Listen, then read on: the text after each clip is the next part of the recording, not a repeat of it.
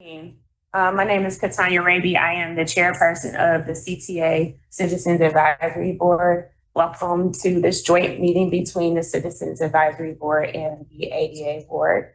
I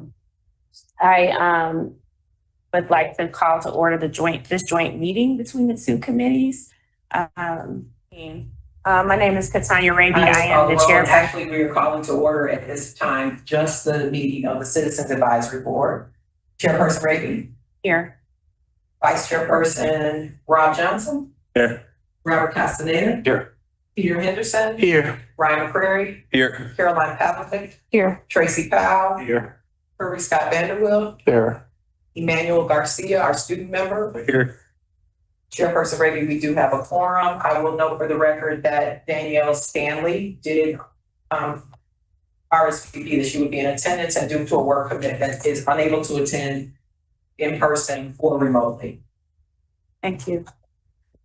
Again, welcome to this joint meeting. This is the first time, as far as I understand, that these two boards have been brought together. And today, the purpose of this meeting is really to listen and understand and get a better understanding of what budget is going to be looking like, and so that we can get a good download of that and be better prepared to serve in this capacity over the next year.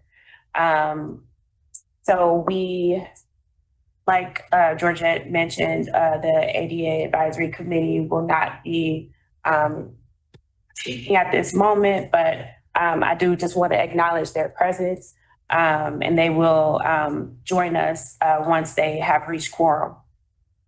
Do we have any public comments for today? Chairperson Raby, we have no public comments for today. Okay, thank you. So we will turn this over to the staff presentation that will be given by Molly Poppy and Tom McComb. We will be tuning into what they're going to share with us about the 2026 proposed budget. Great. Thank you, Chairperson Raby. I am Molly Poppy. I am the Chief Planning and Innovation Officer at CTA, and I'm joined by Tom McComb, Chief Financial Officer. So we have been holding a series of town halls throughout our communities to get feedback from our riders and from our community members on what they want the future of transit to look like in the region, and also provide information to them as this is kind of an uncertain time in transit. There's uncertainty around our funding, uncertainty around what may the future hold based on the level of funding we receive. So we're really trying to have an open dialogue with our community, with our riders, to understand what are their priorities and what would be the impact of any type of transit cut, or frankly transit investment, on their commute and on their lives as a whole. So before we sort of jump into, I would say, like the nitty-gritty of the budget presentation, we did want to ask the members of the committee to participate in a map activity that we do at the town halls. So all of the town halls, residents and riders come in and they engage with planning staff. So we have 3 planning members here to help walk through the map. And the goal is, if you guys can get up, there's push pins you guys will put on the map where you ride. So give us a little sense of where you ride, how you ride, talk with our planners. They're the experts in the route, and give a little bit of information of how you ride. We're really trying to get down into that level of detail because we have the data. We have the overall ridership. We know we have 1 million rides a day, but that sort of granular level of detail, understanding how people ride, where they take transfers, why they utilize CTA, or where CTA doesn't serve them, is incredibly helpful for us. So before we do staff presentation, I ask you guys all to get up, go over to the maps, put push pins on the maps, tell us how you ride.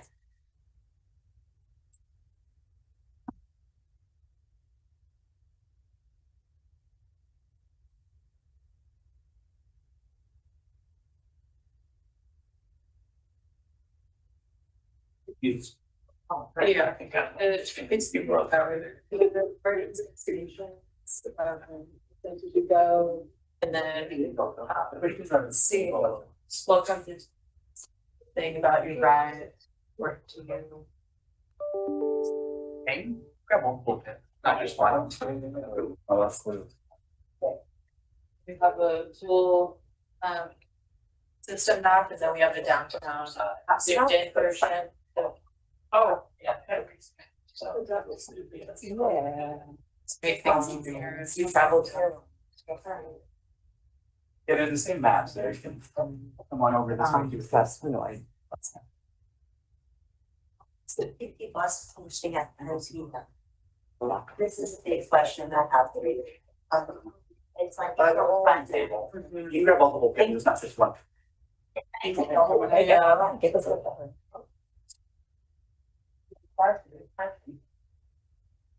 Multiple wrap. Oh, okay.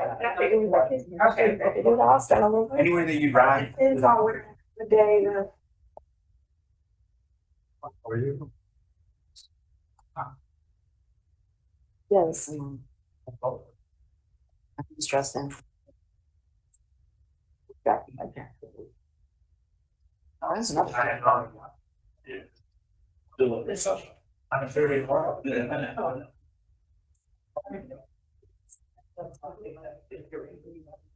Is it the same map? Oh, yeah. Yeah. There's one crowd over here that way. No full. Yeah.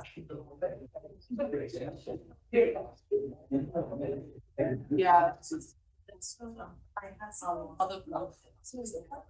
Let's see how that. I mean, that's good though. Just having lunch. We can have you over.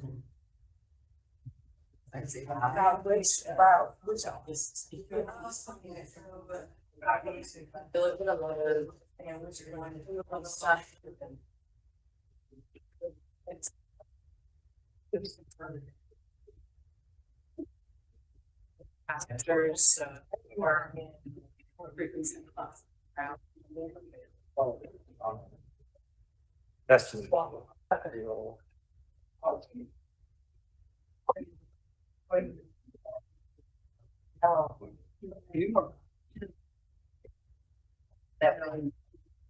More minutes. Oh.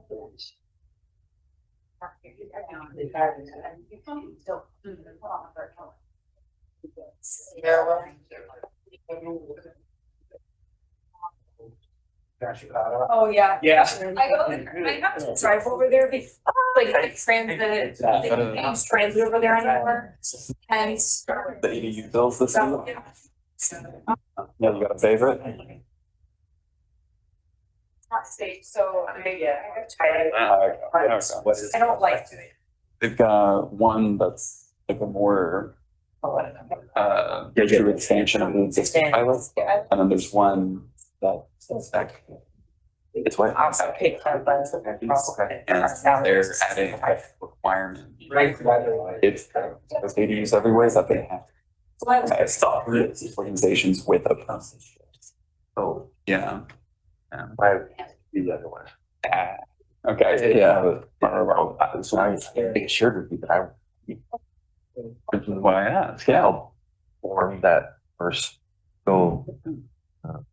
But didn't. Yeah, I don't know how we're done.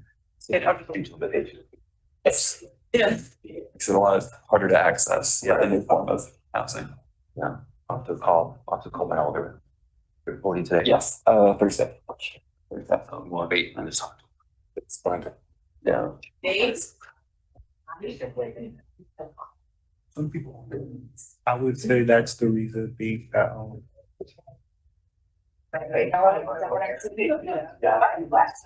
it's kind of to jump.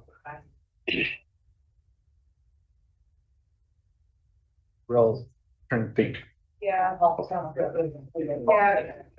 Yeah, so I go to the area near Halsted and Cosmopolitan, and I've had to drive over there because there's no transit and it's not safe for bike. Where to start. Yeah, because of the bridge and because I'm like very narrow there, so it's not safe. Yeah, I mean. But it's done, so that's The 50, that's my company. What?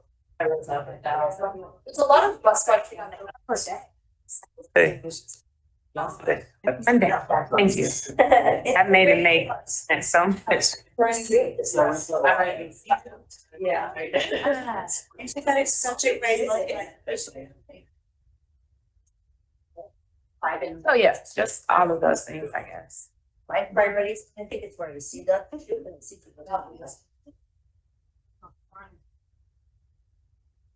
That's the word.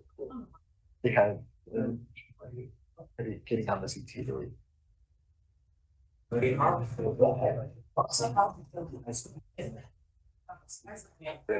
Funny that the young lady that's there, that's. Oh, it's actually. Okay, on the tree. No, it's fun. Oh, well. Small world. She's pretty dope too. I was. You are volunteering in the earth department. Oh. I like it though, I think. I like it. There, I don't like it. Oh, it's in the area.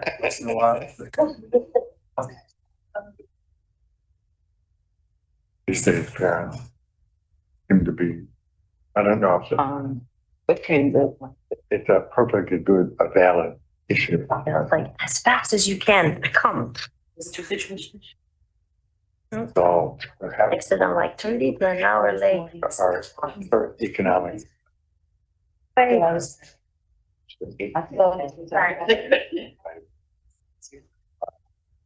Your husband? Yeah. And Okay.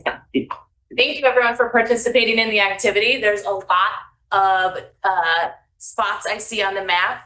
What I heard in some of the conversations, which is really helpful, is the construction that's happening on the Halsted Bridge around where the new casino is at Chicago and Halsted is a problem. It's causing some reliability issues on the route, which is definitely true. We hear about reliability on that route a lot, sort of throughout the entire route. But when you have an entire bridge down and you have to do a pretty wide reroute in a dense area, it does add to some complexities for rider travel and then add some complexities to our service. I also saw that a lot of folks are riding CTA to the airports, both Midway and O'Hare, which is great. I think the other thing just to point out is I see that folks are riding all over the system. So I really do see folks from these boards choosing to ride all throughout the city and really utilizing CTA, both bus and train. I didn't notice a heavy propensity over bus or train. It looks like you guys sort of use both, which is awesome. But this is really helpful. You saw on the boards here, there's other colors. So we had Amani Village, which is on 95th Street last Tuesday. And so we had great turnout there. We had about 60 people there at Amani Village who told us how they ride. A lot of the issues that we heard Amani Village actually were on the 15. We heard a lot about the 15, the Jeffrey. People love the J14, which is part of our frequent network, and really pointed out that that service had gotten better. And then there was a notice that they didn't feel like the 15 was keeping par. So that was one thing we heard a lot in Amani Village, and a couple other concerns about safety and smoking. And then on the north side at Truman College, obviously we had just opened the RPM stations, the 4 stations part of the Red Purple Line modernization. So we got a lot of positive feedback on that. My understanding actually from this committee is that one of the elevators at one of the new stations is not working. It's actually down. So we will be following up on that to ensure that that elevator is working. But that the RPM stations was one of the primary feedback. And then what we also heard at Truman College was about security as well. Security was kind of a prevailing conversation that we heard at both locations. Our last meeting on the budget town halls is at Malcolm X on Thursday. If you're interested in going, doors open at 5. The event starts at 5:30. So at Malcolm X, that'll be our final budget town hall before we start the budget process. So I really do appreciate you all taking the time to provide us feedback. I know my team got a couple other routes that folks wanted to point out. Something like Damon is also something that we need to take a look at. So we'll take a look at some of your feedback as well as all the customer feedback, and be sure to incorporate that as part of our overall planning for the budget process. With that, I'm going to turn it over to Tom McCone. Tom is going to start the presentation and talk through a little bit about our budget and sort of where we are. And then I'll jump in and talk about service. And then from there, we really do want to open it up to you all to get more feedback on our service, to get more of those those comments and commentary about where you'd like to see us invest and where you'd like to see us prioritize our work. We do get that a lot when we present to you in other meetings. So I expect that this is going to build off of some of the prior conversations that both Tom and I have had with this, with both boards about accessibility, about security. We know is another thing. Customer communications is really something that has come up a lot from both the ADA Advisory Board and the Citizens Advisory Board. So I expect we'll continue to have that conversation today, but also jump into some other topics as well. Tom? Great. Molly.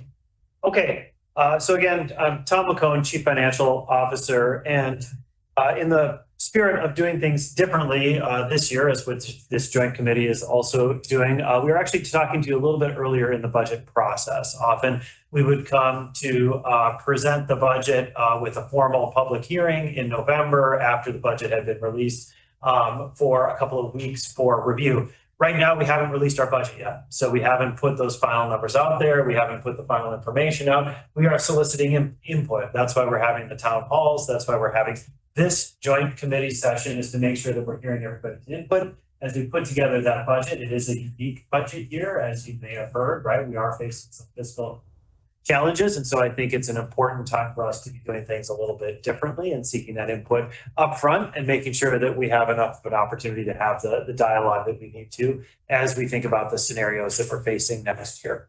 So that being said, I am going to share a brief presentation to ground us in our framework. So let me share that.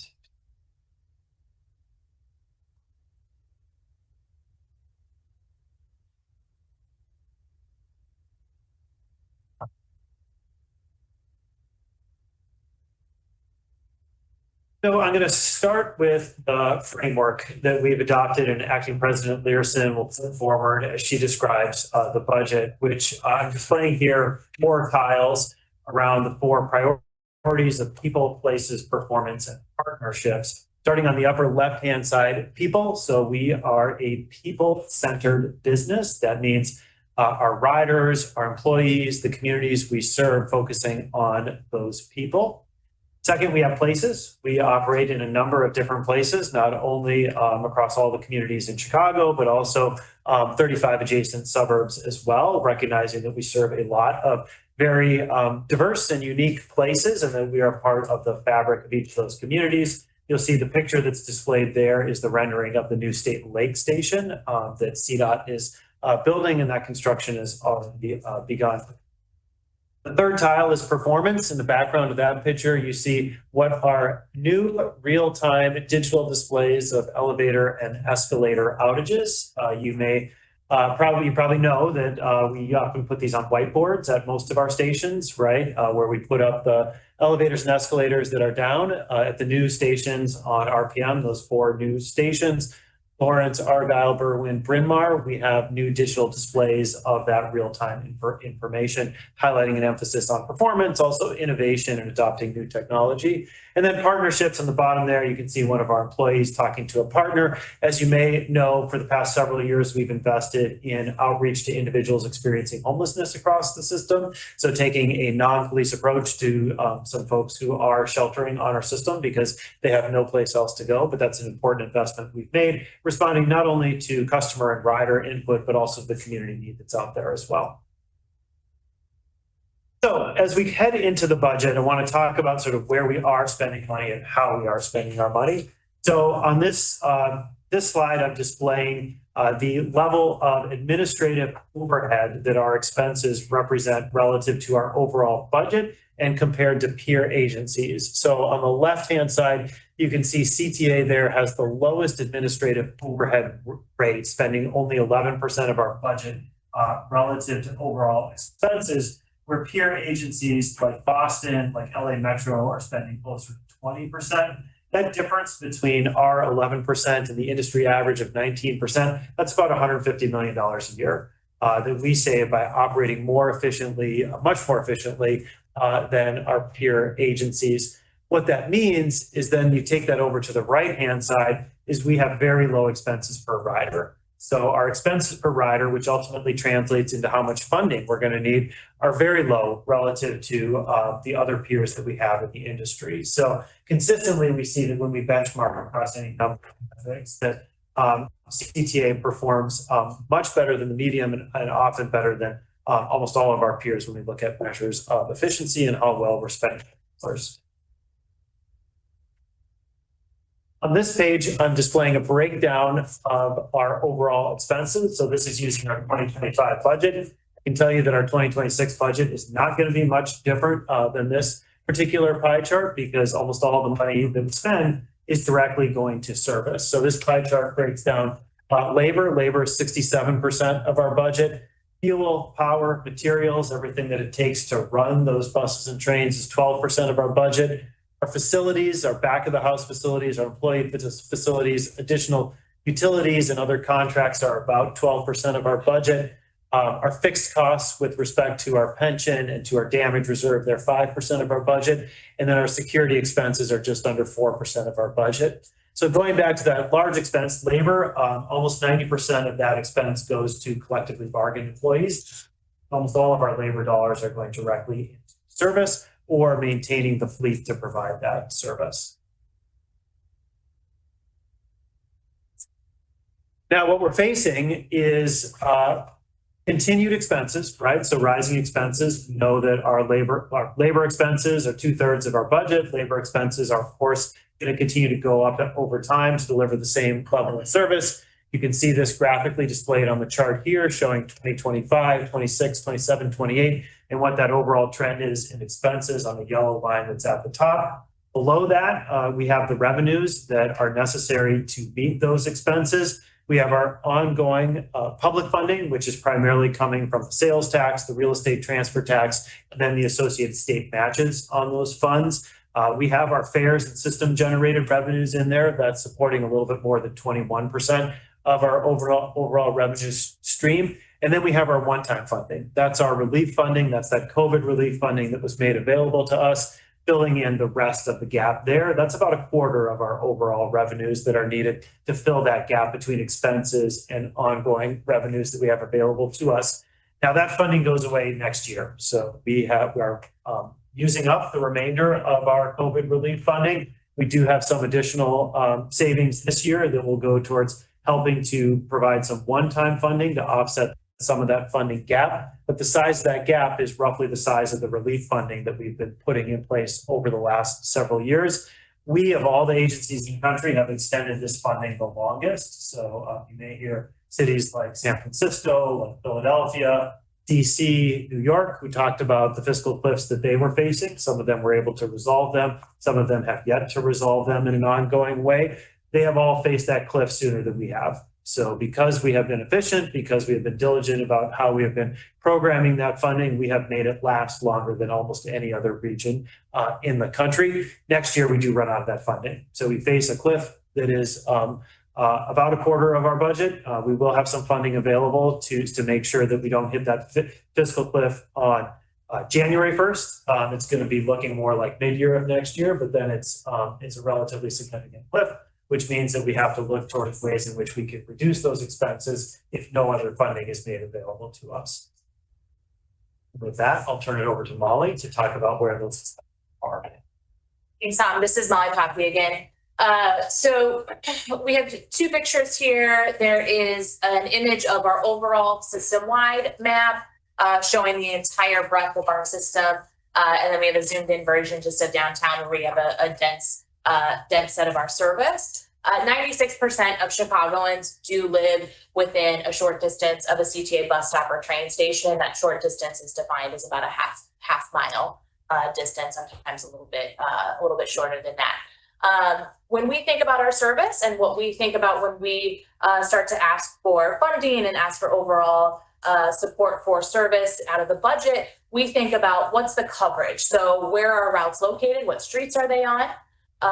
We think about the frequency, so how frequent the bus or train service comes. And then we also think about when does the bus run? Something that I heard from this group today is that they would like a bus to run a little bit later than it does. So those are the things that we think about when we're asking for funding and when we're looking at how we fund our budget or how we fund our service, excuse me. We think about how do we maximize coverage? How do we make sure that we have appropriately spaced network that allows people to get where they need to go? Make sure that it runs frequently enough so you can rely on it, and make sure it runs when people need it. It's not helpful if a bus runs early in the morning and ends early in the evening when in actuality that's the bus that third shift workers need to utilize, and so it needs to run overnight or needs to run out of service. So as Tom mentioned, we are facing a potential fiscal cliff, and that could result in some really tough choices that we have to make as an agency. So when we're looking at potentially a service reduction in mid next year, mid 2026, some of the things that we're thinking about and the implications of that is there's going to be more crowded buses and trains. There's going to be more cars on the road. So a lot of the time when we're talking about the impact of transit funding, it's not just about the impact on transit riders. It's going to be the impact on every single individual in our region. It's going to mean more cars on the road. It's going to mean less economic activity. You know, people are not going to be able to get where they need to go, and so it's going to have less regional economic impact overall. What we also know is there's going to be more hours spent waiting. So we have heard from riders throughout the town halls, and I've heard from both of these committees, and I've heard from riders previously. Frequency is really important to them. We want to make sure that the service runs frequent enough. And so when we think about a potential service cut, those are the types of impacts that we have and that we know will be resulted from that. Conversely, we really want to think about not just what could be a service cut and what would be those implications. What is a vision for transit in the future? What if we do get a significant funding in transit, not just funding to fill a gap, so being able to just fill and provide the service that we run today, sort of that funding that would drive a vision for transit in the future, drive a overall investment in transit that would allow us to do things like even more frequent service than we have today, like taking the frequent bus network from 20 routes to 40 routes. Thinking about a more modern rider experience. This is thinking a lot about the digital tools that we talk a lot about as a committee, about the chatbot, being able to expand on the chatbot, have that be more useful, improve our mobile app, things like that. More station and vehicle cleaning, that is people. More cleaning does require more people. And so that's also something that we think about as a vision for our transit future. New security initiatives, you heard Tom mention the outreach that we do for individuals who are unhoused. We're also looking at new ways that we can have outreach to people who maybe have behavioral health challenges or violence interruption or youth outreach. Ways that we can be innovative in approaching some of the security challenges that we have on the system. We're going to continue to have a partnership with CPD, but we also understand that the Chicago Police Department should not be the only way that we try to address security challenges. That we should also make sure that we're reaching out and engaging with our riders in a way that they're comfortable and in a way that promotes an overall safe environment. And then lastly, new connections. We've talked about with this committee, these committees, things like the Ashland Avenue extension that we extended to the metro station. We've extended and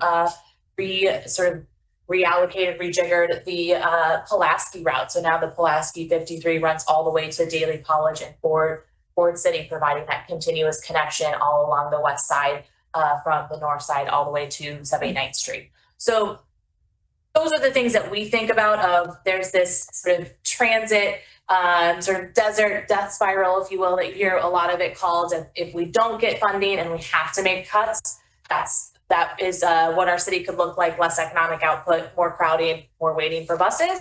Or this sort of vision, if we do get significant funding for transit, allows us to continue to build on the successes of the last couple of years as we've come out of COVID and really started to look at our service differently and think differently about our service. So that's just a very quick presentation. As Tom mentioned, we're still developing the budget. So the point of this conversation is tell us what you think. Tell us what are, as we think about service cuts, what are the things that concern you? What are the things that you want to make sure that we protect? We heard at Truman College, a couple individuals very quickly stood up and said, frequency. If you have to cut service, we want to protect frequency. That was their big focus. And so that's what we want to hear from you. What is your priorities? where should we be making sure that we're protecting as much as possible if we're forced to make a service cut later this year. And frankly, the more fun conversation about what we should think about for the vision for the future. Where do you want to make sure that we're prioritizing our funding for? So with that, Chair Beebe, I'm going to turn it back over to you and your committee. Feel free to ask us questions, provide comment, and we'll address this. Thank you to you both for your presentation. This was very helpful to get an idea of what the vision for the future looks like. So I do have a couple of clarifying questions in regards to the slide with the uncertain future funding slide. Just kind of looking forward to 2028. And my question is about the block where the fares in the system generated revenue is. It's a little larger than 25, 26, and 27. So just wondering, is that a prediction for a fare increase or is it a prediction for a ridership increase? Yeah, so I would say that there's both lying behind that. So right now we've seen increased fare revenue the last couple of years because we've had increased ridership. So we haven't changed our fares, but we've had better fare revenue because ridership has gone up. Next year, the RTA in what the budget call that they put out in June asked all the service boards to include at least a fare increase of 10% in their budgets for next year. So we are following that guidance as we plan for 2026 and beyond, and thinking about a fare increase in that magnitude to meet sort of that regional request. Obviously, as we continue to move forward over time, we would look for when those fares, other system generated revenue components would need adjustment as well. So there's nothing particular about 2028, I can tell you. It is illustrative, but I do want to mention that we've been asked to include a fare increase in the 2026 budget. Thank you. And I had one other question. So on this first slide, or not first slide, but the slide where it talks about CTA's efficiency over the peers, it's really impressive that we're more efficient than our peers across the country. I am concerned though, just about regionally, like, PACE and Metra, and we're kind of in this space of sharing resources. What is the,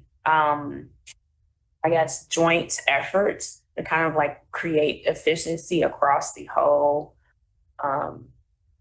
just our whole regional outlook for this? Because it just seems like we're all being impacted by the same fiscal concerns. So just curious to know what those conversations are like to kind of help work what they're looking at in terms of becoming more efficient or cutting some costs as well. Yeah, I can go first. So we've had good discussions with PACE and Metra about opportunities to create some efficiencies by maybe sharing some things between the two of us. We've always done things like joint procurements with them and with the city of Chicago, with other agencies, wherever it's advantageous to help take advantage and leverage other benefits there. So right now we're in the process of a couple of joint procurements with PACE, taking advantage of the opportunity to leverage that. The other thing is, we share a fare system, right? So that we already share a fare system between us. If we didn't, that would be another opportunity for efficiencies, but it is something that we have done jointly between us, along with the passes, right? So we have the regional day pass, we have the monthly passes as well. So all of those are efficiencies we have between the three agencies. We're always in discussions about places where we can leverage each other to create more efficiencies. And those are just a couple of examples of things that are going to drive that forward. And what I would note is CTA is the first to go off the cliff. So we will go off and we run out of our available funding before Metra and PACE. So when we talk about middle of 26, we are the first to hit that CTA or Metra and PACE, either later in 26 or even in 27 is when they actually run out of funding. I think that is a little bit illustrative of just how the funding formula has worked at the state. Illinois is last in the country when it comes to funding public transit from state funding. Boston, New York, LA, there's more state funding that goes to public transit in those states, Pennsylvania as well, than in Illinois. So that, then when you talk about what portion CTA gets relative to Metra and PACE, there is a discrepancy. We do provide about 83% of the rides and get 48, excuse me, I gave us too much. 48% of the overall funding from the state.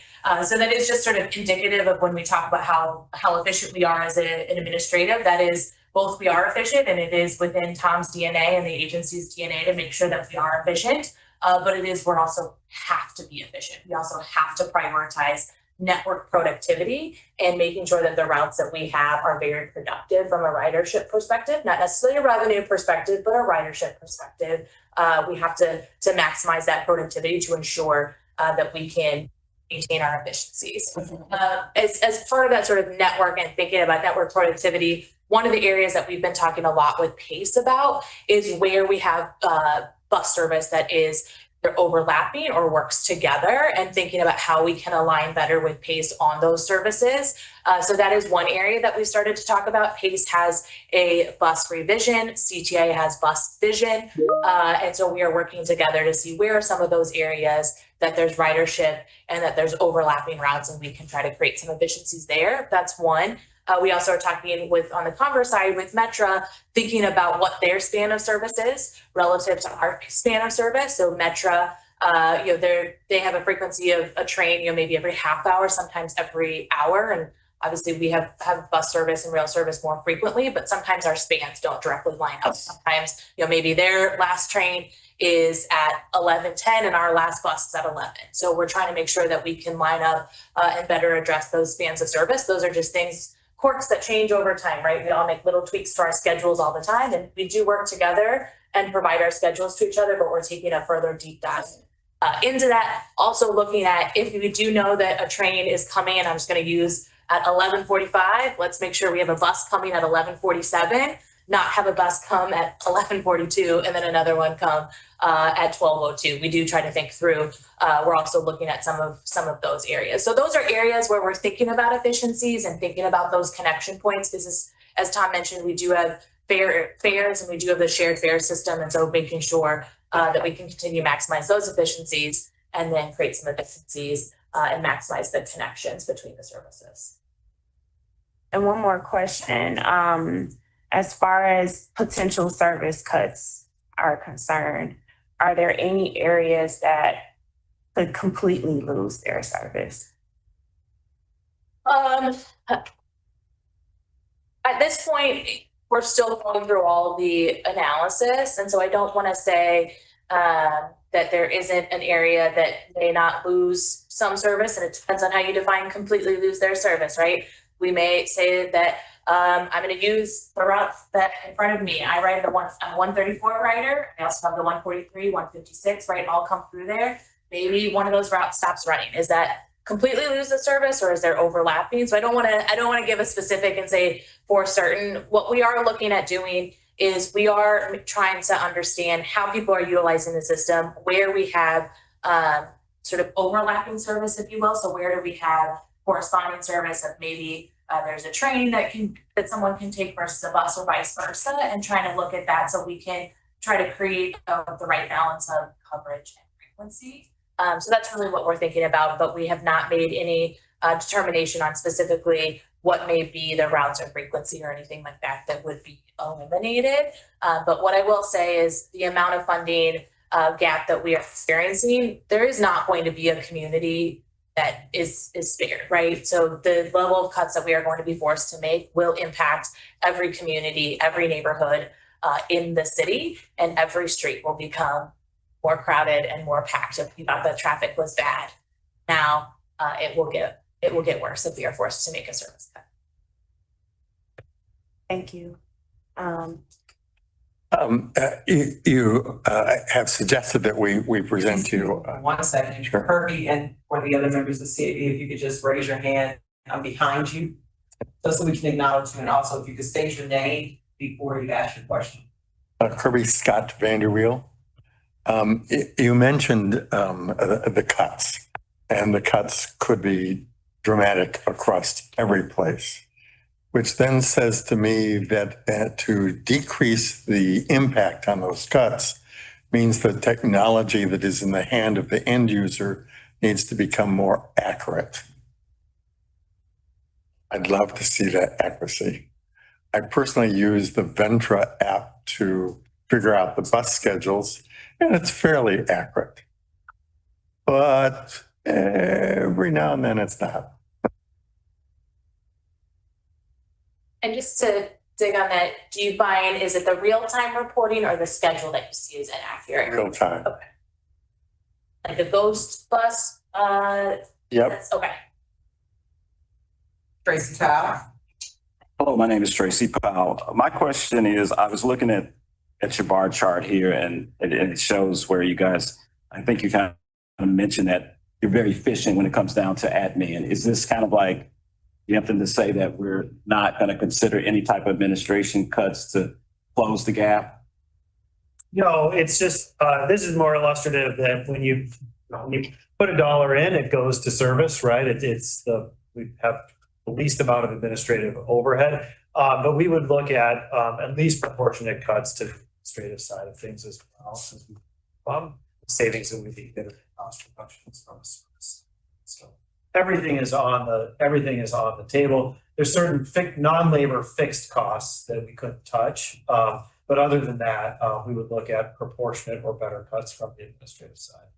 Yeah, and my second question is, with respect to the federal government, with the climate that we're in, the political climate, I assume that we're not expecting within the next 3 years to get any increased funding through FTA to IDOT, which would ultimately could come through us through RTA. Is that kind of the assumption as well? Yeah, there's one thing I'll say about the federal government at this point in time is it is unpredictable. And so there is a fair level of unpredictability that we look at with future funds. So on the capital side of things, so all of our federal money now is dedicated to capital. So the federal government doesn't fund operations. The COVID pandemic was a huge exception to that. But federal funding is used for capital. The biggest chunk of that comes to us in the form of our formula grants, right, where we get a certain amount of funding through our formula grants to program into our capital program, and then also the discretionary programs that USDOT puts together. We have not seen any changes to either to the formula grants. The discretionary programs, they've looked at changing some of the parameters, but not necessarily reducing the funding around them. The biggest thing that we're keeping our eye on is the reauthorization that would occur when this runs out next year. So the current federal capital program is effective until September 30th of 2026, at which point you have the large reauthorization that happens every 5 years or so around the federal transportation and infrastructure bill, which obviously is not just transit, right? Transit is a very small component of that. And so we would look to that for any sort of, never know, you could get a surprise, right? And you could get some additional funding. You might not, right? But there is a lot of uncertainty in terms of what that comes to and sort of who's going to be writing that program. On the state side, we've seen continued support for the capital program through the motor fuel tax that comes through and is provided to the agencies. We get, again, two forms of state capital. One is the state capital program, which is programmed directly to certain projects, and the other is to this ongoing essentially formula-like funds that flow into our capital program. Both of those have been relatively stable, and so we do expect that to continue. Robert Castaneda. Good afternoon, Robert Castaneda. I want to first of all commend you, thank you for engaging in this process before the budget was created. I think it's very it's at a point where we can talk and, kind of feed into that process as opposed to just give reaction to it. I have a few questions, and just bear with me here. My first question would be for the funding gap. Obviously the Pace Metra, when you look at cost per ride, and it's like a big difference. But in the funding gap, when they hit their funding gap, is it the same percentage as us? The difference that's missing, or is there higher, lower? Do we know what that information is? No more when they put out their budgets. So they haven't put out their budgets yet. We all have changes coming in 2026 around the revenue, the public funding, the sales taxes that we're receiving. So I'd be speculating a little bit on what we're going to see from Pace and Metra in terms of their gap and the size of it relative to their budget. I can tell you that Metra has used up about the same share of their relief funding. They're probably 5 to 8 percentage points behind us. So we may have used up 82, 83%. They may have used up 77, 78% of their relief funding. Pace has used up about a third of it. So Pace has a lot of their federal funding, what essentially was their relief funding remaining in their reserve. Metra has been behind us in terms of their usage, but they've generally kept pace with it. So if that's any indication, maybe that's a good way of kind of looking at where they're at. It's a little bit, but I think it'd be interesting to see what that number is, comparatively speaking, considering that their costs are so much higher, right? And for ridership, can you kind of give an update, or is it from a standpoint of like budgeting? Is it the same as it was pre-pandemic? Is it, yeah. Yeah. So ridership has not recovered to pre-pandemic levels, no. Right now, for our ridership level, we're in the mid 70%, I think it's 73, 74% last time I looked of pre-COVID levels. What we've seen is bus actually has a 6% year-over-year growth this year relative to last year, or excuse me, not bus, rail. Rail has a 6% year-over-year growth. Where rail in the last couple of years has been lagging behind bus. Bus was the leader for a long time throughout all of COVID. We saw a lot more recovery on bus, and frankly, bus has kind of leveled off. We're seeing maybe 1% growth, year-over-year growth on bus. And that has a lot to do just with how fast it recovered, but we're seeing it sort of a national trend as well. Rail does continue to see strong ridership growth across the country, where bus is starting to level off. So as we look out into the future years, it does kind of depend on what the funding has. But we do anticipate, and as we're going through this budget process, we do anticipate that ridership will stagnate and even drop off from where it is today if we're forced, obviously, to make service cuts. And even if we just fill the budget gap, even if we just say our budget gap is X, we're only going to get money to fill X, we also anticipate that our ridership will level off. That just has a lot to do with people's ridership patterns have changed. They're utilizing the system differently, and it does require additional funding, sort of having to think through what are those new rides that we can unlock, and that requires funding. And so for us to maintain our competitiveness and be able to capture more and more riders, it is going to require more funding so that we can relook at our network. We can look at how our service can better meet the rider needs. So that's kind of a very long answer, Robert, I apologize, but that's where we are. So if you think about 73, 74% of pre-COVID ridership with bus, a little bit above 73% bus ridership recovery is around 76%. Rail is around 69%. That's right there at 73. Got it. So I'm gonna share a comment, then I have one more question. And the comment, it's not in any way directed to you all. I recognize you're the messengers, right? So in no way do I mean any disrespect to anybody. But I'm just kind of giving my perception as, in the chair that I sit in, right? And it's that, like when I think of, and I'm going to bring in like 2 points into one. One is around security, right? I would probably say the biggest issue that we face in the system is security. And I think we've been in this role for maybe 2 years now, coming up on 2 years now. And we've had all these conversations around like what could happen, the idea that we rely on CPD for security, and the fact that when we need them the most, they're the least available, because it's usually around like, Memorial Day, Labor Day, 4th of July weekend.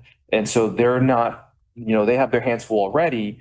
And so when I kind of hear this talk about, we have all these ideas, that we've been sharing for the last couple of years, and now we want to implement them, but we are going to run out of money. Right. And so like there's a little frustration there, because when we had the money, right, for the last, 4 or 5 years, we like, I don't hear any talk about what we've done. So maybe as you put this out, like, these are the things that we did that took advantage of this, COVID recovery money. Because from where the presentation I just heard, right, it's like all the things that are innovative, that could impact ridership, that could make people really rally around why this is important for us. Like, they weren't done when we had the money. And now that we don't have the money, we're saying, well, we want to do all this great stuff, but there's no money. So that's just the perspective. Moving on to, like, what does it look like if we don't get more money, right? I recognize, like, in one way, public transit, there's a lot of public funding that goes into it. And in the other perspective, it's also, you're trying to operate a business. And so how will those decisions be made, right? Based on, like, service, balancing where revenue is coming from ridership, and service, like, I guess the service that brings in a lot of revenue compared to the service in areas that probably don't bring a lot of revenue, but they're also very vital to those communities. Like, how will that be balanced, considering so much comes from public funding, but there's also, like, that part that comes from user and fare generated revenue? Yeah, so it's a great question, and it's maybe something that we're going to do our best to try to strike that right balance. But ultimately, how we're going to start looking at the system and how we started to think about it is we started to pull a couple different metrics. So we started to look at overall route productivity. So we have revenue miles per hour by route, and so what we can look at is ridership by revenue hour. So we can start to look at that, and that gives us a good productivity metric for a given route. And then what we'll also look at is where's their overlapping service. I kind of mentioned that a little bit earlier. Where do we have other overlapping service within that half-mile watershed of the route that could potentially pick up other riders? And then we also look at entitlement card usage. So we'll also look at, are there student riders there? Is there senior riders? Is there folks with disability? And so we can also understand what types of folks are using the system and understand the availability of, frankly, a car option. We know senior students, folks with disability have less access to a driver's license, less access to a car than other folks. That's also true for low income people as well. So we look at that overall, but a perfect example to your point of productivity versus, sort of revenue dollars, routes that aren't very defined as productive is actually express downtown bus routes. So because they have what's called a deadhead, they go all the way into downtown and then they deadhead back, right? They're not picking anybody on the way back. So those revenue miles traveling back, those are not productive at all. But from a revenue perspective, those typically are folks coming into downtown. They have a 30-day pass, and so they're tend to get more actual revenue per rider from them. So those are all the things that we kind of have to think about and take every single sort of input into consideration. And what we're going to do and what we'll look to do is take a scalpel approach. We're going to look by hour. Is this hour productive? Maybe this 1 hour of this route is not super productive and we have an overlapping service. So maybe we'll cut that 1 hour. And so we'll really start to take a very focused approach that's going to take a long time to do it. But that's how we're going to start to think about it. And that's how we've started to think and how we've started to look at our routing, look at the service that we provide. And we will really try to balance the productivity of the network, ensuring folks have access, but also making sure that maybe there is a route that's the only route in the area. And so cutting that route maybe is because it's not productive, doesn't have high ridership, but it eliminates access for folks, to get back to the chair's original point of, put a community service. So that's how we're thinking about it. And as we get closer and making those decisions, we're going to come back to these committees and have more of those conversations of what those specifics would look like. And as somebody who writes, so I think public transit is very important. That's why I'm doing this. I'm here. I think we need to kind of paint a picture of what we did with all that extra money to kind of prepare for this over the last 4 or 5 years. I think that slide would be really helpful because in essence, right now what we're saying is, hey, like, this is the clip. This is going to happen. We need public support. And it's kind of hard to jump on the bandwagon of public support when it's like, well, I'm not even sure what we did with all that money over the last 4 or 5 years? Like, what did we do differently to prepare for this type of deal? That's really helpful. Thank you. Just a housekeeping matter, and turn it over to Gomez Figueroa. I'd like to call roll for the ADA Advisory Committee. When I state your name, please say here present. Laura Saltzman. Here. Dalton Lash. Here. Barbara Padilla. Here. Giselle Nunez. Here. Delphine Lab. Here. Peter Thompson. Here. That makes up a quorum. I do want to also admit and the two ADA Advisory Committee members that are online. Donnie Gonzalez.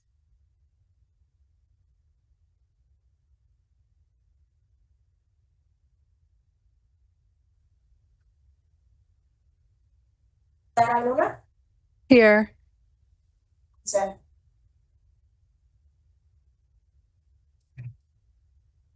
And then we'll start taking questions. So I will acknowledge Vice Chair Rob Johnson for CAB and Caroline Pavlovic.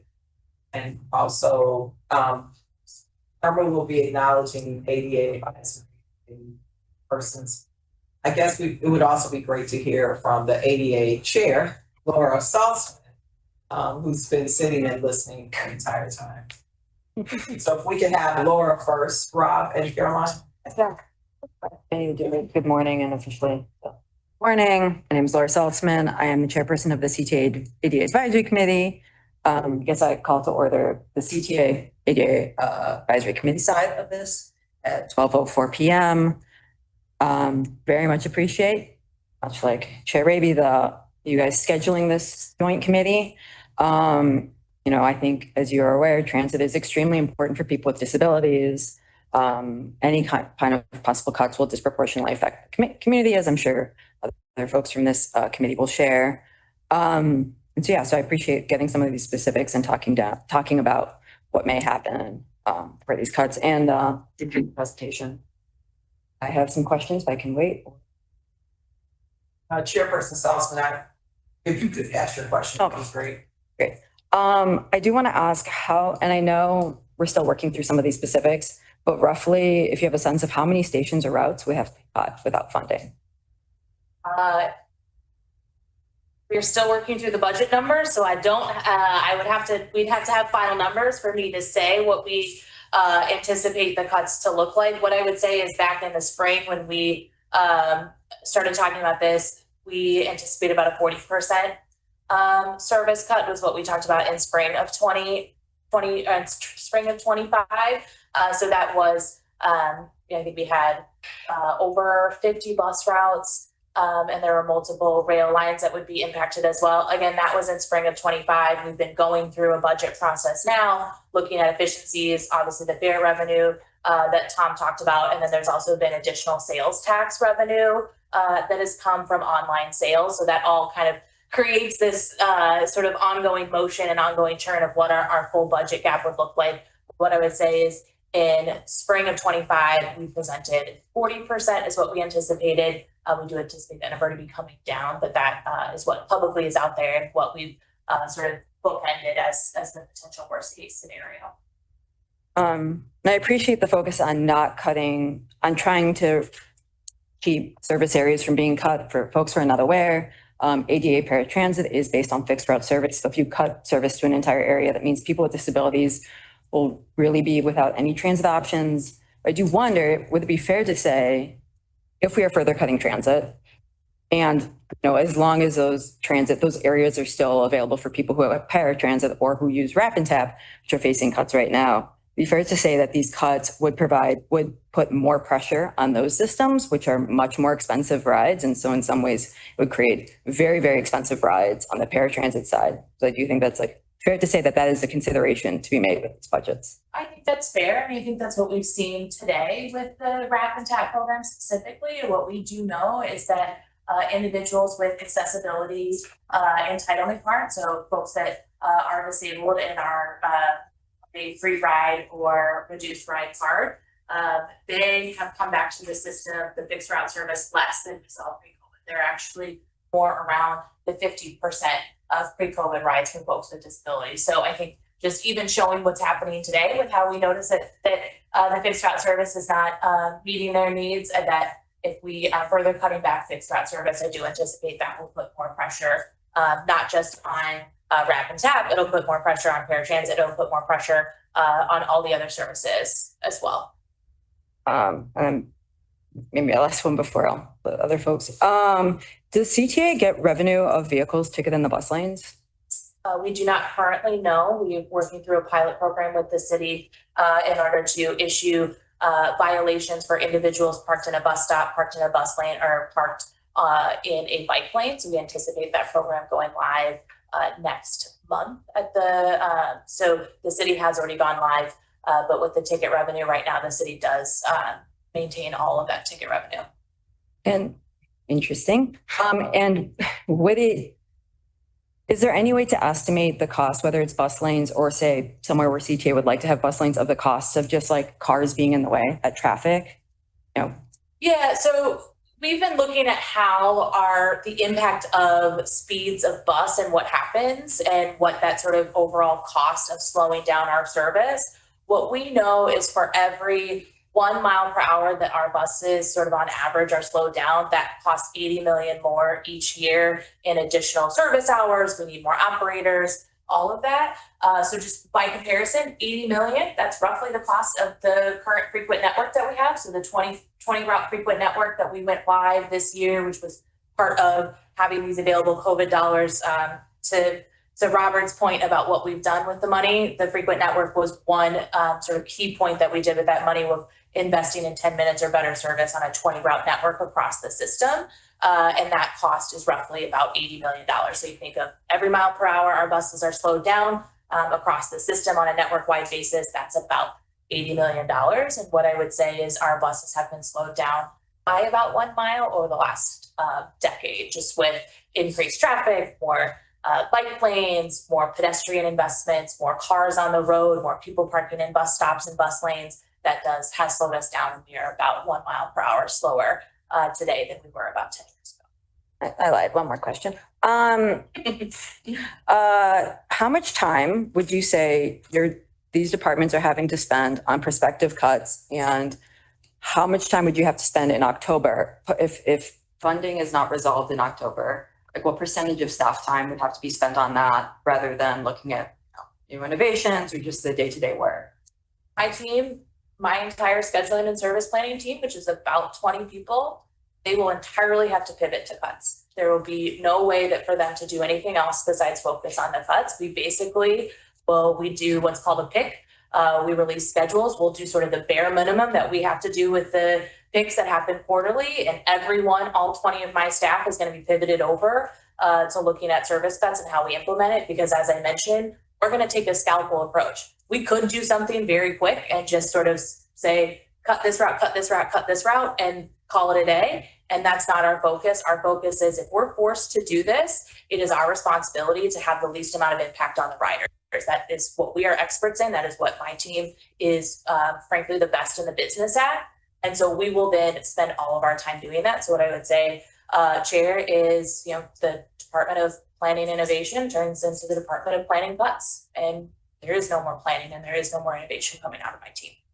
I do want to flag that is where the ADA folks are housed. So for people with disabilities, I guess that would be disproportionately harmful. And I'm assuming this is not the only department that would have to spend time on it, but thank you. Yeah, I think just weighing in there sort of organizationally, I think the way that you kind of think about it is you lose a year, right? Everything kind of gets deferred for a year, because you have to, even if funding materializes right before the cuts would take effect, you've spent that year kind of preparing for them. You've done things like you've reduced your professional development budgets, you've reduced your hiring, but like all those sorts of things that are precursors to that, right? Like you have to then recover, right? And this is we have over 11,000 employees, right? You know the level of service that we provide, right? This is like trying to turn a battleship. Once it starts to turn, right? You keep turning, even when you turn the steering wheel the other direction, right? So that momentum will carry through even if the funding materializes post-October, right? So you do have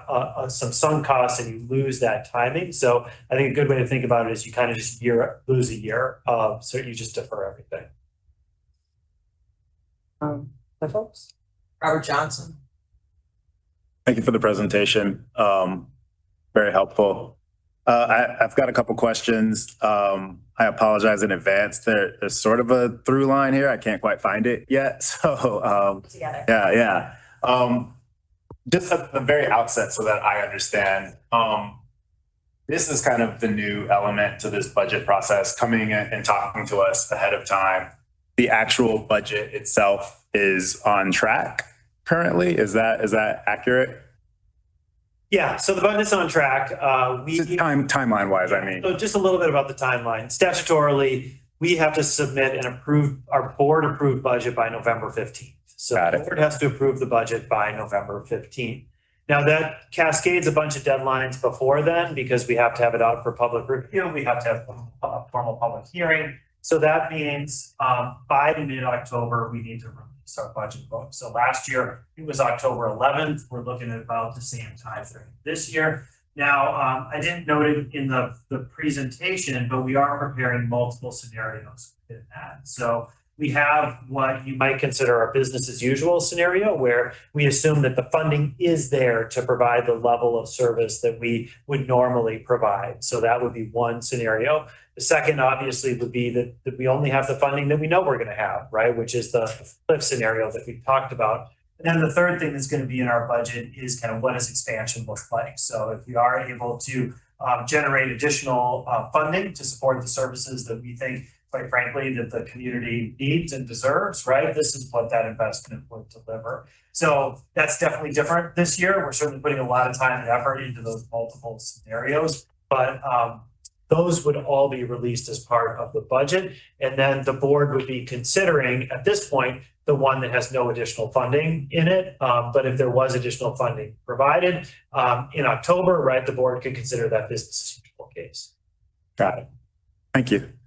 And that will have like rough ballpark dollar figures. It'll have precise. I mean, we'll have the dollar figures that'll be in there. What it won't have is the specificity of the service that would be cut. So it would have the level of service that needs to be cut to achieve that expense reduction. But because those cuts would take effect mid-year of next year, there's a required process that goes into that where there has to be a formal hearing, there has to be notification. We certainly have to notice any employees who would be affected by that and be sort of losing their jobs. Like that all requires at least 90 days in advance of that happening mid-year. So there'd be a whole nother process. This is part of the reason why we lose a year because there's a whole nother process involved with those when the cuts become specific of making sure that we have community hearings on those sorts of things as well, along with proper notification for our employees.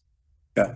And then maybe sort of tangentially, you mentioned that, you know, the RTA, they issued kind of budget guidance and it includes that there has to be at least a 10% fare increase. Are there any other items kind of in line with that that you guys are aware of now and will be a part of the 26 budget?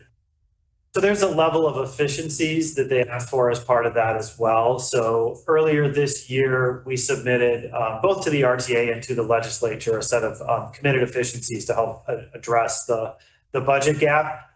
They have asked for some additional sort of level of efficiencies. And these are a variety of forms. It's not just strictly cost eliminations, but it could be cost avoidance, things like that. So when we do put out the budget, expect there to be more discussion around some of the efficiencies that we are achieving that's helped us get to this 11% administrative overhead rate. But there'll definitely be more discussion, more specificity around some of the efficiencies that are part of that budget as well. Got it. But that's like internal communication, essentially. It would be part of the budget. We'd list out, it's certainly some of the key efficiencies that we've put in the budget. So I can give an example of that. So one that we put in place this year, and again, this was a non-fare box revenue generator, was increasing the parking lot rates. So we committed in March to increase the rates at our parking lots. They haven't been increased since 2017. Obviously, I don't know what you're paying for today. That has been increased since 2017. We certainly they haven't kept up with inflation. So we increased the rates at our parking lots. We actually did a little bit more than we had committed to in March. So there's additional sort of non-fare box revenue that's counted as an efficiency part of that. The board approved that in August. So those rates actually went into effect in September. Got it. Okay, thank you. And then I kind of feel like, you know, we've got this presentation, it's stating a case, right? We're talking about what could be for better or for worse, but there's obviously an elephant in the room. And I guess I'll just ask, like, what effect does Springfield legislation play on how the 2026 budget rolls out? And I know there's a very obvious answer to that, but you know, I think, well, I'll give you one example. When we talk about, there was the additional sales tax receipts came in, and then I know there was some other RTA, pardon me, I don't know like the specifics, but they were able to push the cliff back to mid-year. I didn't think something was coming. And when I say I don't mean me, Robert Johnson. I mean, let's say like conventional wisdom or whatever. If anyone trying to read the tea leaves, why would I have a cliff mid-year? Why would I not just everything drop for the entirety of the year, right? And it's not as much as this halfway through the year. And maybe there's, you know, budgetary reasons for that. Maybe it's buying time for something. I think I was going to ask a lot more questions, but, you know, I sit on other groups and people are, you know, whispering back and forth about what could be, what couldn't be, what's happening, what's not happening. Charts are getting drawn up that aren't CTA charts about what next year will look like, right? But I think a lot of it is kind of confusion and perhaps a little frustration. I'll give you a kind of funny, not ha-ha funny example. When the sales tax receipts came in and the additional funding came in and it shrunk the there are people on, you know, groups I sit in that were annoyed by that because it makes it sound like it's brinkmanship to kind of push something across the line. And they are mad at RTA, they're mad at CTA. And I don't know how much of that is in your control, not you, CTA's control, RTA's control. But it just lends to that kind of frustration at the current scenario. And I think it makes it harder to kind of build like a stakeholder case. I think there is a real case for just making the pain like plain to see and like immediate and real and get something moving on this matter, you know? I got a little all over the place towards the end. I'm not even sure if that was a question, but kind of wanted to just get that. Yeah. Yeah, I mean, I think first is political calendars never line up with, you know, operational calendars. And so that's just the nature of every government entity. We always are, and businesses too, right? We never all line up with how politics of things work and the political calendar versus the operational calendar. What I would say is, you know, feel the pain, and I don't think you're saying this directly, but feel the pain. Those are jobs lost. Those are people not being able to go where they need to go. So I also think this idea of people wanting us just to like make the cuts now. If I don't have to cut a bus route, if we don't have to lay off an operator, if we don't have to prevent somebody from getting to school or to work, I'm going to take it up to the last possible day to do that, even if that doesn't provide the appropriate pain for the politician. Not feel the pain, apologies, communicate the pain. Same thing. So we could announce a cut today and then have people for the next 9 months saying, okay, does the bus stop running today? Or does it stop running tomorrow? Or I'm gonna go buy a car now because I know that this bus is eventually gonna stop running. So I'm gonna go have to get a car. And then this whole sort of like potential death spiral starts. And so I think we've been really cognizant of, we have a responsibility to the riders and to our operators. And so we are going to take as much steps as we can to make sure that we can take this to the last possible point. We're going to educate. We're going to make sure that people know cuts are coming. This is what cuts will look like. But we're not going to do some of that sort of work, sort of external work and communicating what that looks like until we are absolutely sure that we're going to have to do that. And I think the other challenge is just the political calendar doesn't line up with the budget. We have to introduce our budget, as Tom mentioned, around October 11th. Veto session starts. There's one the next week, and there's a break, and then there's one again the last week of October, and then we have to pass our budget in November. So there also is just the timing is not quite working out for, frankly, anybody. I don't think the legislator also thinks that this is ideal timing for them either. And so that's all the things that we're sort of running into. So I would say, we are trying to continue to put out a message of, there's choices in front of us. There's an invest budget and there's an invest scenario. There's a potential cut scenario, and one has economic impact for the region that allows us to grow. One has economic impact and has the region contract. And so that's what we've been saying. I don't know, Tom, if you have anything else you want to add? Yeah. So last year when we were forecasting 2026, right? And you could think about what was all happening in the seats we were in a year ago and how accurately we could predict anything that would be happening this year, right? So that's all to just say it's hard to put together a forecast, much harder to put together one that maintains sort of a high level of accuracy. But we projected a $605 million gap and having $66 million in one-time revenues in order to address that gap in 2026.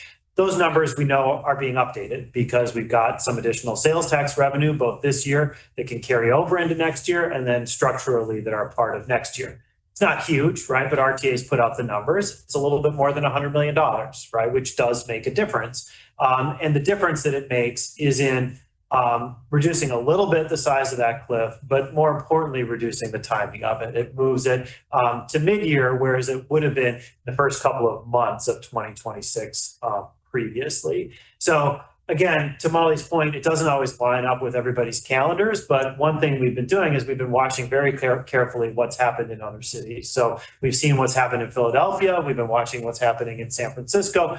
We've also seen what's happened in Boston and other cities where they are facing this cliff. The one thing that we need to do is to be as forthcoming as we can about the level of funding that we have, the level of funding that service can support, and when we would need to reduce expenses because we just don't have the revenues in place to support them. We don't want to get in a situation where, as Molly said, we're prematurely cutting service when we've got funding available to run that service. We've made a commitment to run the service that we normally would for as long as we possibly can before we would have to impact not only our riders, but also our employees. So I think that's all like excellent points, quite frankly. I think I largely agree. I know when you talk about the impact of kind of having this hanging over, I think you said something about a lost year, and just given just like the standard legislative calendar, we're getting there. Is that fair to say? I mean, you just said the veto calendar, right? And then if it's not then unless there's a special session, it's got to be in the general session. We're squarely there. That's fair to say, right? Like this is serious. When I say feel the pain, you're right. But start making it, because I've heard people, and I think it's dangerously naive, that they don't think it's going to happen. I think someone's going to, and that's what I am saying. Like, this is very real. This is very serious. This is billions of dollars of economic activity. These are people's jobs. These are livelihoods. This is the traffic impact. And I don't think it's being addressed with the graveness that it deserves, quite frankly. Thank you. And I'm not here to like vent it all on you. I just would like to communicate that on behalf of who I'm here to represent. And then just one other thought. I'm curious when it comes to looking at revenue and the need for additional operating revenue. I see like this chart with like CTA, the admin expenses are lower versus PACE and Metra. I think it's like, and other large transit agencies. I think it's an excellent point to make. But one thought I have out there is that I hear too much right now. That this is a Chicago bailout. This is a CTA bailout, and that's not true, right? All three boards are having major operational funding problems, and that is Chicago land. You can imagine where the Chicago bailout rhetoric is coming from, and I think sometimes if it's a little too separate, it lets them get away with using that kind of rhetoric for something that is beyond this city and beyond CTA. So thank you both for your time, and I'll stop. Caroline Pavlovic. Hi, this is Caroline. I have a few questions. I'm going to try and keep it brief just in the interest of time. You had mentioned some fare increases potentially coming in 2025. Would those be for all riders or just those on the full fare? So 2026. 2026 rather, yeah. For the 2026 budget. We'd be looking sort of across the board at our entire fare structure and looking to apply a level of increase of about 10% across the entire structure. Okay, so for everybody, okay. Then I've heard a few different estimates of when CTA is going to hit the fiscal cliff. I had heard you're now saying it's probably going to be sometime in the middle of 2026. I think probably several months ago I had heard it was going to be like end of 2025. What are like some of the reasons for the change, and how are you estimating the cliff timing? Yeah, so the main one, there are several of them. I'll point to the main one. The main one has been the increase in sales tax revenue, which is part of our formula operating funds that has come through this year. So there was a public act that was passed a little bit more than a year ago, which basically what it did is it applied the local sales tax, which in this region is the RTA sales tax, to certain goods that are delivered where the retailer doesn't have a physical presence in Illinois. So previously the state sales tax had been applied to that, but any local sales taxes were not, which included the RTA sales tax. So there are a set of goods, think about something that you might order from Etsy, right? And that would get delivered to your door. The RTA sales tax hadn't previously been applied to that. This year, the RTA sales tax is applied to that delivery. So we are seeing increased revenue from our sales tax sources of about 11% at this point. So what that does is it reduces the draw that we have in our reserve relief funding this year. So it reduces the amount that we need to draw down from that reserve to provide that gap filling. And then it changes the sales tax projections going forward so that it narrows a little bit of that structural cliff. That's the main reason behind the change in the numbers. Okay, awesome. And then one last question. What are some things that, and I think you've touched on this a little bit, what are some things that you would be considering if you did have to cut routes? And would you consider things like, just like transportation equity, like access to other forms of transportation in the household? Like how would you factor those things in? Because I've seen a lot of like sort of fan created maps, if you will, like just ordinary Chicagoans like trying to make maps, and people are saying, oh, this is going to greatly reduce service on the south side. How would you like prioritize, like if you had to cut, what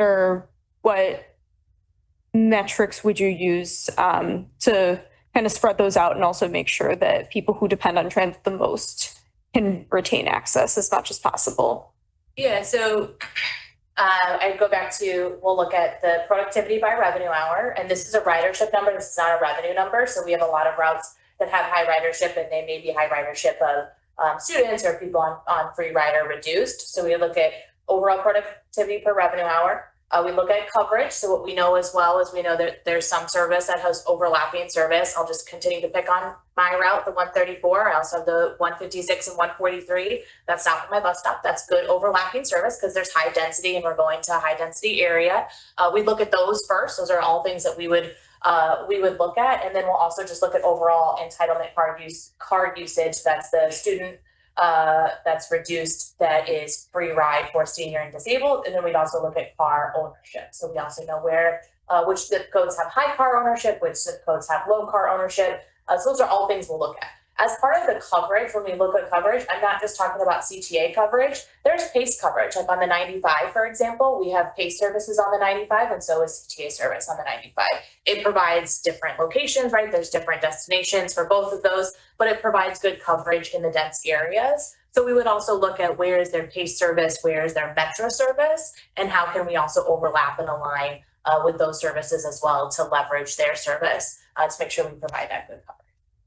Thank you. And then also reminder, if you have a question, just raise your hand. Yes, I'm Nilfin Nabi. Mostly question about, less about the cut, but maybe about planning for additional revenue. Just in terms of thinking or like brainstorming you guys have been doing.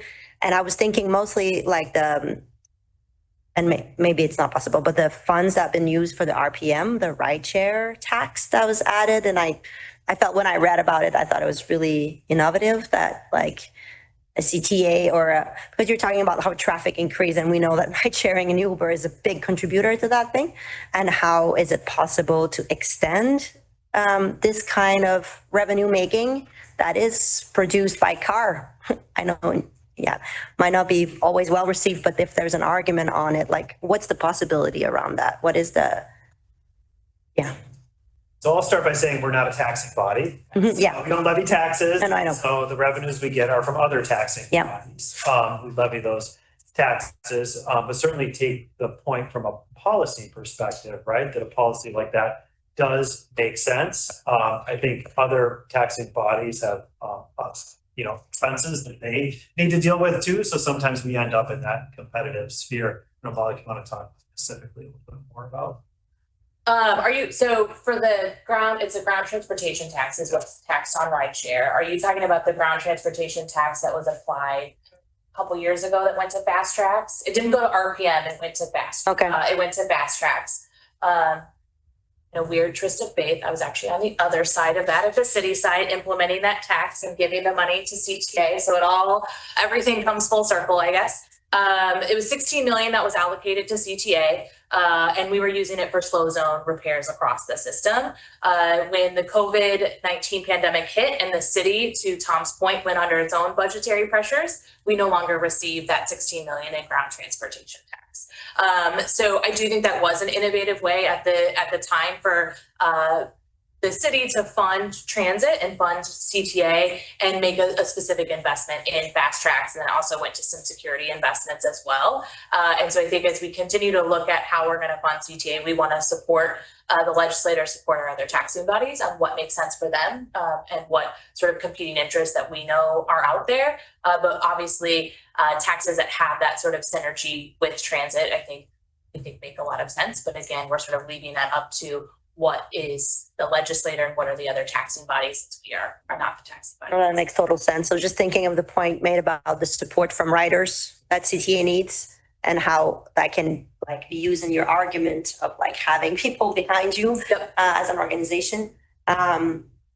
This being said, I'm wondering how also in terms of increasing the ridership, because when you were saying like we are already expecting, because this is what ridership is, and I kept thinking about tourists and about how we're back at Lincoln, Chicago, and like tourism is pretty high, and all those thought about security, about how Chicago is so nasty, whatever, how we need to shift the narrative, I think, about the CTA, and how is the thinking around that as an organization, or can you have partnership or help around you to be like, yes, you have your day-to-day riders, but you have that income of riders. And I'm thinking of all those big cities in the world that really, actually, I think if they didn't have those extra ridership, would probably never had the good transit as they do. So what's the perspective around that? And maybe, thinking of those revenues again, instead of cuts, but revenues? Yeah, so I know I presented to the Citizens Advisory Board. I don't know if I've presented this to the ADA Advisory Board. We've been doing customer segmentation and looking at all of our different types of customers, from frequent to infrequent to short-term or tourist riders. And we've been looking at how many rides they give to the system. And frankly, it is about 23% of our riders deliver about 2/3 of our rides. And that's not tourists, that's day-to-day riders. Those are the folks that are riding every day with us.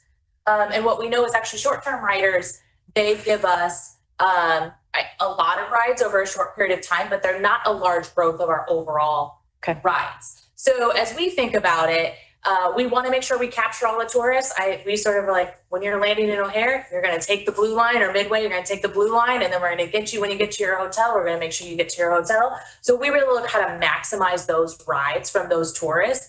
And we've been doing a lot of really strategic partnerships with O'Hare Airport and Midway and others to try to capture those rides and to capture special events. But what we really do know is to turn the tide and really grow ridership. It's making sure that we capture the frequent riders and frankly the infrequent riders, especially those infrequent riders that used to be frequent pre-COVID and maybe have dropped down to riding once or twice a week.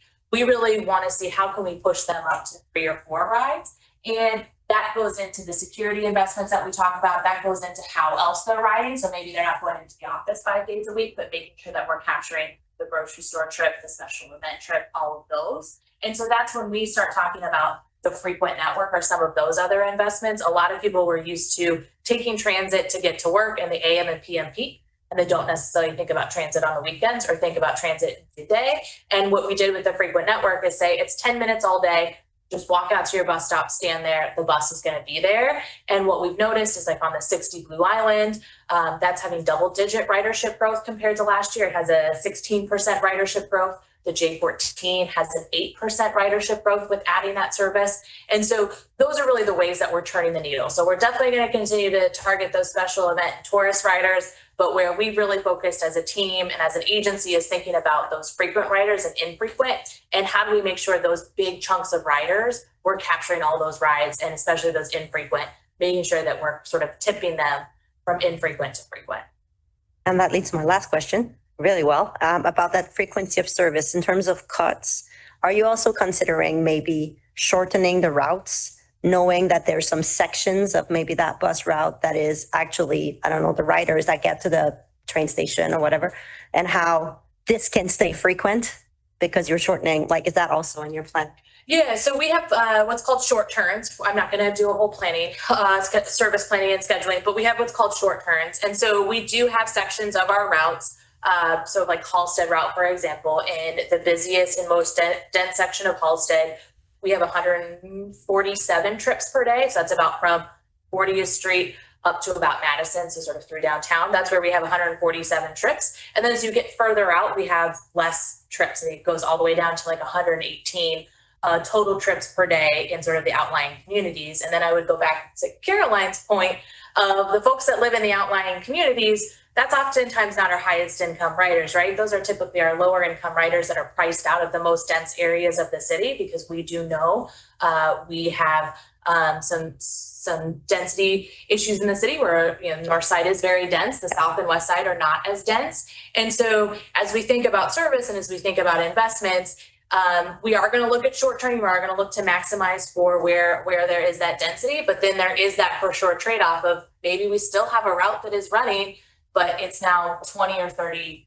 minutes. And what I would say is what we heard at Amani Village on the south side in the budget town hall is I was hearing a customer say, I keep having to get off the 79 and get onto a new bus. Why do I have to do that? And I'm sitting here saying, oh, it's because we're short training. I know what's happening. We're short training right around the red line. You are going much further than that east. And so there is also that customer impact that we want to think about as well. So that's kind of a long answer of yes, we will try to think through density, but when you do focus on density, you make folks that have a longer trip to travel already because they live further out in the city. You just make that trip even longer and then have to wait even longer. Sure.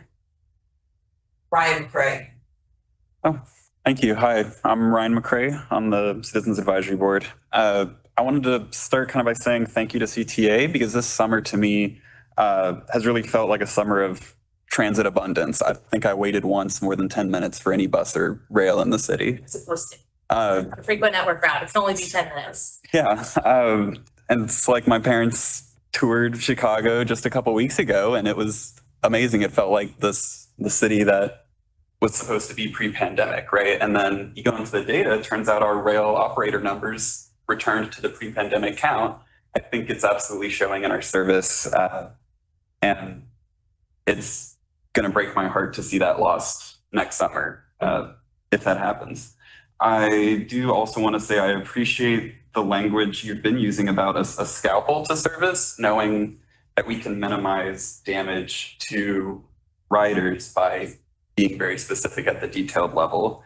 I think reliability is going to be the key word in a doomsday scenario. But I have always kind of dreamed of a transit system, and feasibility kind of aside, where if I know my train is going to be there at 7 a.m., as long as I get there at 7 a.m., I'm always going to get on that train, whether or not the train's a few minutes late. It's the early trains that really grind my gears. It's like, oh, the service was a little too good and they didn't wait for me today. I think in a world of service cuts, I could see reliability and a scalpel approach, specificity being the way forward. Earlier, I think you said that some frequent comments that you were hearing at town halls were that frequency would be the way forward in service cuts. And I maybe didn't understand that completely, because if we're doing frequent service, it's still when and where are we doing frequent service? Could you maybe illuminate what they were saying there sometimes? Yeah, we're talking about the trade-off of coverage versus frequency. So maybe what you would do is you may eliminate a route in order to maintain more frequency on another route. So we have a network that is spaced about every half mile is roughly where we have a bus, about every half mile is some overlapping service. You could think of a scenario where potentially we go to a mile spaced network route. So you sort of eliminate most of the half mile routes, but it allows you to maintain more frequency on those 1 mile spaced routes. So that's some of the sort of trade-off there that comes in for folks. And obviously, you know, my team works very closely with the ADA Advisory Board for individuals who are able-bodied and are not in a wheelchair or don't have other mobility concerns. Being able to having to walk or scoot another mile or half mile is not an issue for them, but for individuals who may have mobility concerns, you know, they may think differently. They're going to say, you know, I'll wait longer because I know the sidewalk is too cracked, it's too uneven. There's no way for me even to get to the route that you're saying is more frequent. So there is all of those trade-offs that come in. And, you know, I guess scalpel is going to be my word of the day. We're going to try to take a scalpel approach to the extent that we can to try to eliminate, to try to mitigate impact as much as possible. But that was like the kind of the conversation, that trade-off of coverage versus frequency. Thank you. Sarah, did you have a question online?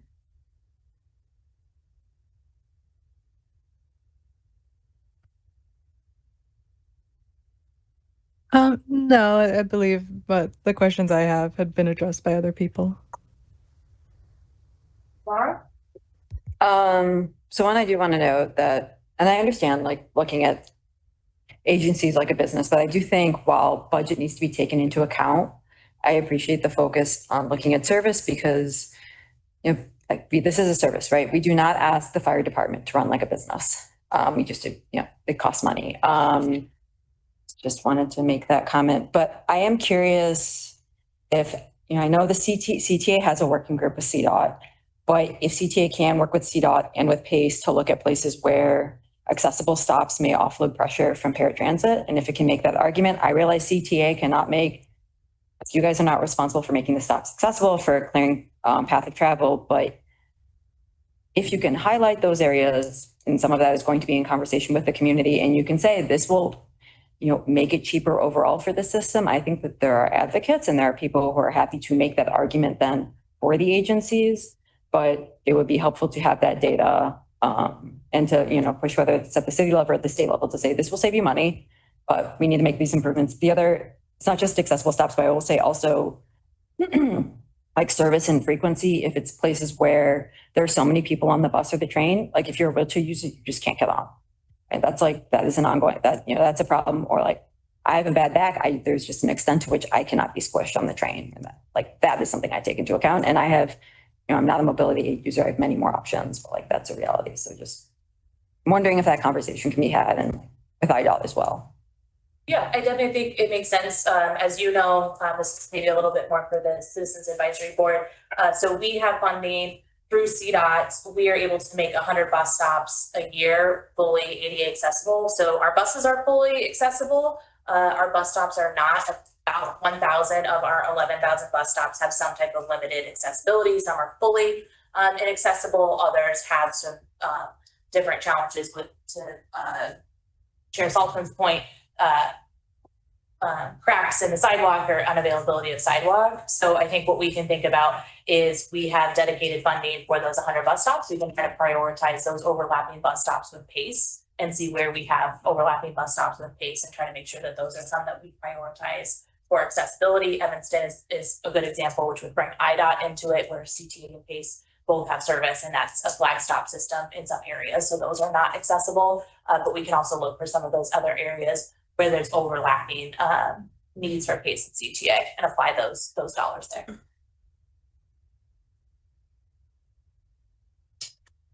Are there any more questions?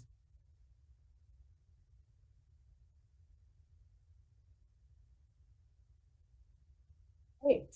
Well, if there aren't any more questions, I'd like to thank both you, Molly and Tom, for your presentation and for taking the time out to listen to our concerns, answer our questions.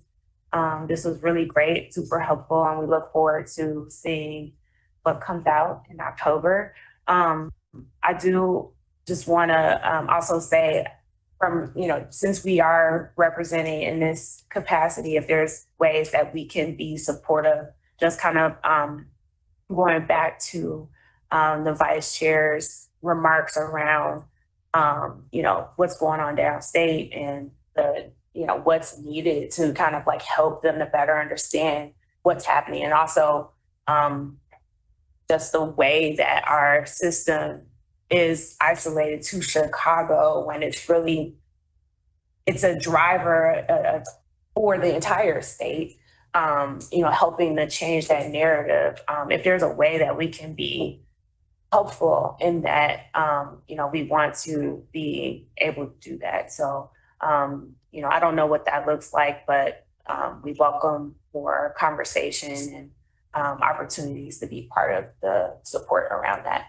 Absolutely, yeah. We'll definitely think of additional ways to engage both committees. And I think what we also heard is there's a lot of different audiences here. And so making sure that we're also providing the right information to the right folks so that the right information is getting out, knowing that each, folks can hear different things. They have different sort of concerns. And so making sure that we're communicating that effectively, definitely thinking through how we communicate that effectively to the different individuals who are part of this discussion, different stakeholders.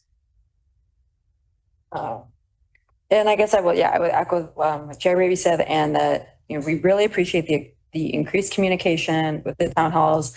And I do think, I gather that there are some folks down in Springfield who do not appreciate the consequences of kicking the can down the road to January. And so I think if you're could make the point of the increased costs, that is important, and even just making the point of the increased costs of not having bus lanes and those kinds of things, but especially like, these are the consequences. It is not a minor thing if we have to start planning, if we have to put our budgets in, which we are legally required to do, and have to start making those changes. I do think that would be, it's important to know. And I will say, with my Access Living hat on, there is a lobby day on October 15th down in Springfield to lobby for bill and lobby for funding. So just so folks know, thanks.